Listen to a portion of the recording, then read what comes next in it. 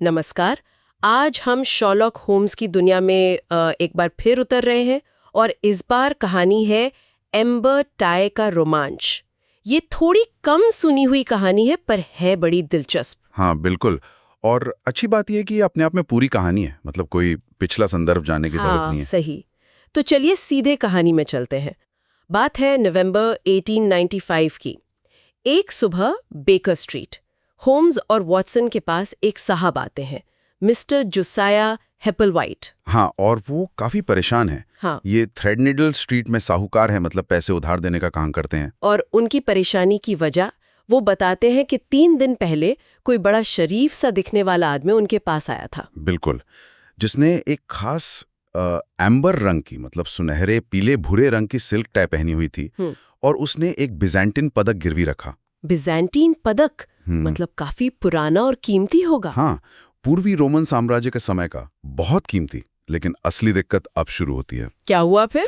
पता चलता है कि वो पदक असल में सर रेजिनाल्ड वेन्स के यहाँ से चोरी हुआ था और उसी रात सर रेजिनाल्ड के हत्या भी हो गई थी। ओहो, तो अब पुलिस खास तौर पर इंस्पेक्टर लेस्ट्रेड वो हेपलवाइट पर शक कर रहे हैं। बिल्कुल, उन्हें लग रहा है कि हेपलवाइट ने जानबूझकर चोरी का माल खरीदा है। साहूकार हैं तो शक जाना लाजमी है थोड़ा। ये तो बुरा फंस गए बेचारे। और बात यही खत्म नहीं होती।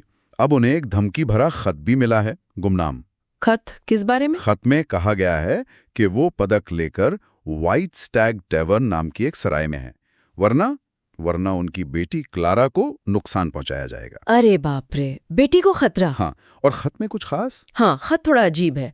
खुरदुरे कागज पर है और उससे एक अजीब सी महक आ रही है, रासायनिक सी। यहीं पर होम्स का ध्यान जाता है। वो महक क्लोरोफॉर्म जैसी है ना? Exactly, chloroform. ये एक बड़ा सुराग है। और भी तो गड़बड़ियां थी, जैसे वो आदमी जिसने पदक गिरवी रखा उसने सिर्फ बाएं हाथ में दस्ताना पहना था, दायां हाथ खाली। हाँ, ये भी अजीब था।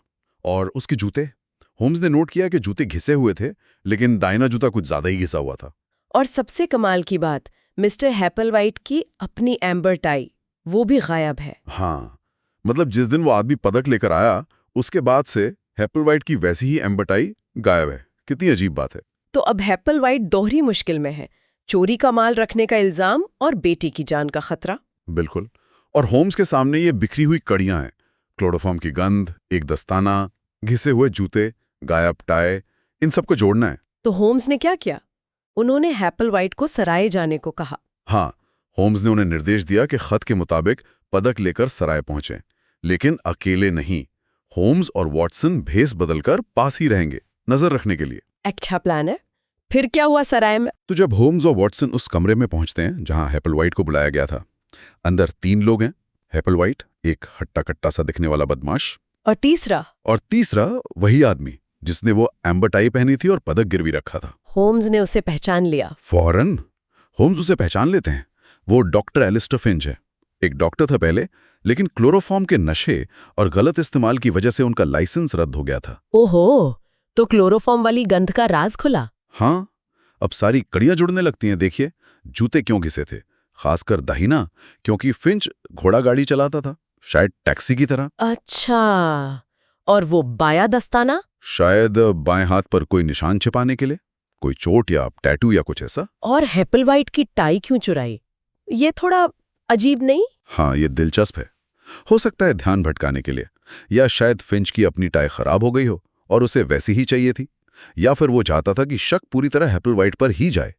कई वजह हो सकती हैं। और नोट पर क्लोरोफॉर्म की गंध तो सीधा फिंच की तरफ इशारा कर ही रही थी। बिल्कुल, और सबसे बड़ा सबूत, वो पीली मिट्टी, वो कहाँ से आई? होम्स ने पाया कि फिंच के जूतों पर जो मिट्टी लगी थी वो ठीक वैसी ही थी जैसी सर रेजिनाल्ड के घर के पीछे अस्तबल के पास मिलती है। हत्या वहीं हुई थी शायद। और वही मिट्टी हेपलवाइट की दुकान में भी मिली थी जहां फिंच पदक देने आया था। यानी फिंच सीधा हत्या वाली जगह से हेपलवाइट के पास गया था। बाप रे, ये तो जबरदस्त जासूसी है। फिंच पकड़ा क्या फिर? हाँ, इन सबूतों के सामने वो टूट गया।